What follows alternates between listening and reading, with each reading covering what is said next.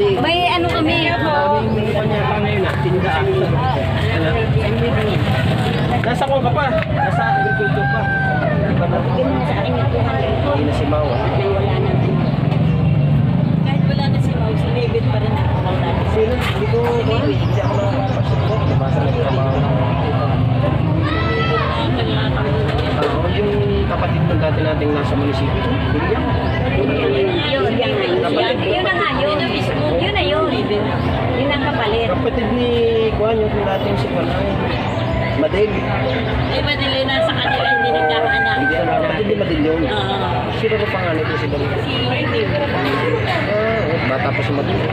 Si Madel, kaklase mo anak mo. Oo nga. Hindi nagkaanak. Nasa Liban.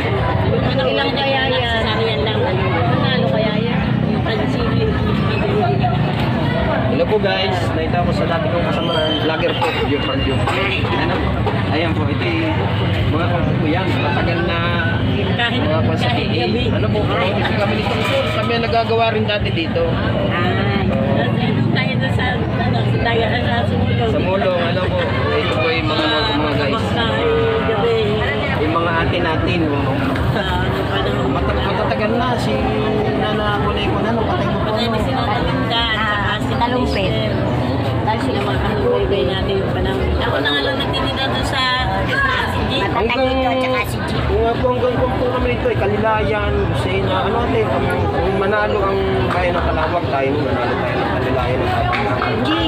Dalawang beses tayo. Wala. Sino nagbinta? Oo nga, tayo. Nasa agriculture pa tayo.